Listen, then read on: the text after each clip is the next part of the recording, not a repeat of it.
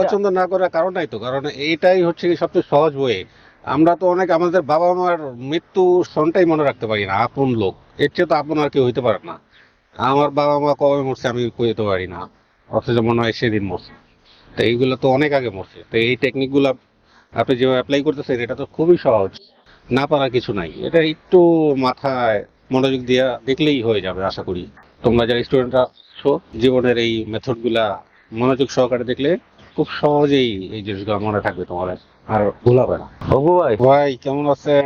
এই যে আছি, আল্লাহর রহমতে ভালো আছি। আমি একটা কঠিন একটা প্রশ্ন করব আপনাকে। ভাই ধর্ম টেনশনে আছি, এক জায়গায় বসে আছি, চাকরির ইন্টারভিউ দিতে গেছিলাম তো ঢুকতে দিল না। তখন মাথা কি ঢুকবে এগুলা? আমার চাকরিটা তো পাইতেছি না, কি করা যায়? চাকরি ইন্টারভিউ দিতে গেছিলেন, হ্যাঁ। পরে ঢুকতে দিল না, জোরাজোরি করলাম অনেক। কেন ঢুকতে জানি? কি জানি, কয় ইন্টারভিউ সিলেকশনে লিখতে হবে আগে রেজিস্ট্রেশনে, তারপর রেজিস্ট্রেশন লাগবে না, এমনি ঢুকতে দাও। দিল না, টেনশনে আছি রে ভাই। ডাইরেক্ট ইন্টারভিউ দিতে ডাইরেক্ট যাচ্ছেন? ইন্টারভিউ, চাকরি দরকার। এখন ওই চাকরির বিষয় নিয়ে কথা বলতেছি। একটা প্রশ্ন ছিল হচ্ছে, পল্লী কবি জসিমউদ্দিনের জন্ম এবং মৃত্যু সাল কত? ছোটবেলায় তো পড়ছিলাম না ইন্টারভিউ। হ্যাঁ, এর আগে একটা প্রশ্ন আছে, প্রশ্নটা হচ্ছে কবর কবিতার লেখককে। খবর কবিতার লেখক কি কাজী নজরুল ইসলাম? না, জাতীয় হয়নি। কবি। তাহলে কি পল্লী কবি জসিমউদ্দিন? হ্যাঁ, পল্লী কবি জসিমউদ্দিন। কবর কিন্তু নাটক আছে, আপনি জানেন মনে হয়। কবর নাটক, এটা কার লেখা?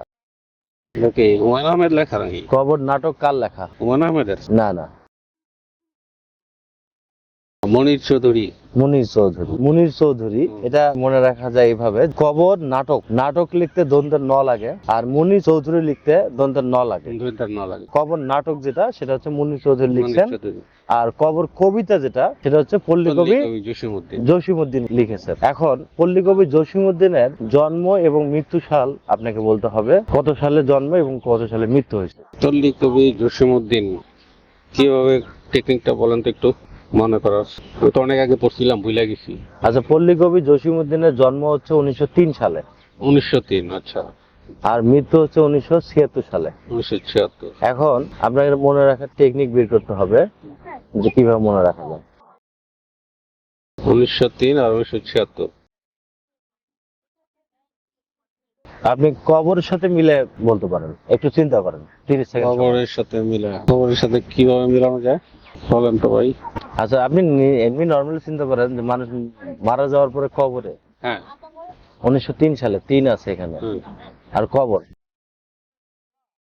3 হাত মাটির নিচে, 3 হাত 3.5 হাত মাটি দিয়ে কবর হয়। ওটা তো 3.5, এটা তো 3। 3। মানে কবরে যে গেল তার কি? 3টা প্রশ্ন উত্তর দিতে হয়।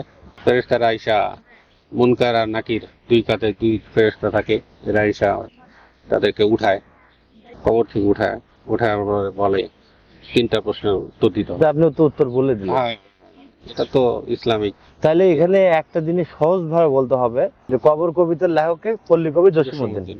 আমরা একটা ইনফরমেশন জানলাম, শুধু এইটুকু জানলেই আপনার সব শেষ। হ্যাঁ, 1903 সনে জন্ম। হ্যাঁ। এখন দেখেন কবর, তো কবরে আপনি যেটা বলতে চাচ্ছেন, যে মানে কবরে 3টা প্রশ্ন করা হয়, যেন পল্লী কবি জসিমউদ্দিনের জন্ম 1903 সালে, আর কাজী নজরুল ইসলামের সাথে মিল আছে, এটা মৃত্যুর সাথে। তাহলে কাজী নজরুল ইসলামের মৃত্যু কত সালে? 1976 সালে। এটা আমরা সবাই জানি। তো এই জন্য কবর কবিতার লেখক দিয়ে মনে রাখতে হবে। তাহলে পুরোটা একদম ক্লিয়ার করে দেন দর্শককে। কবর কবিতার লেখক হচ্ছে পল্লী কবি জসিমউদ্দিন, নাটক যেটা ওটার লেখক হচ্ছে মুনির চৌধুরী। তো এটা মনে রাখার বেস্ট উপায় হচ্ছে, কবরে 3টা প্রশ্ন করে ফেরেশতারা আইসা, ওই 3টা প্রশ্নের উত্তর দিতে হয়, দিলে পাস। তাহলে 1903 সনে পল্লী কবি জসিমউদ্দিনের জন্ম, আর 1976 সনে মৃত্যু। মৃত্যু এটা কার সাথে মিল আছে? কাজী নজরুল ইসলাম, জাতীয় কবি, জাতীয় কবি, তার সাথে মিল আছে। কাজী নজরুল ইসলামের মৃত্যুর সময়টা মনে রাখলে পল্লী কবি জসিমউদ্দিনের মৃত্যুর সনটাও মনে থাকবে, মনে হয়, আশা করি। তা পল্লী কবি আর হচ্ছে কাজী নজরুল ইসলাম আমাদের মনে হয় খুব প্রিয়। কাজী নজরুল ইসলাম এবং পল্লী কবি জসিমউদ্দিন একই সনে মৃত্যু, 1976। তো এই 1976 সনে কাজী নজরুল ইসলামের মৃত্যুর সময়টা মনে রাখলে পল্লী কবি জসিমউদ্দিনেরটা মনে থাকবে, আশা করি। আচ্ছা, তাহলে আর ভুল হবে না। দর্শক, জীবন আপনাদের জন্য অনেক, জন্ম মৃত্যু সনটা মনে রাখার অনেক টেকনিক নিয়ে গবেষণা করে।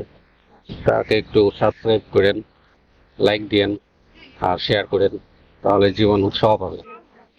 আপনাদের জন্যই তো পরিশ্রম করে, অধ্যবসায় করে। মানে মনে রাখার টেকনিক মানে এটা অনেকে পছন্দ করেন, তো এটা পছন্দ করেন না, পছন্দ না করার কারণটাই তো, কারণ এইটাই হচ্ছে কি সবচেয়ে সহজ বই।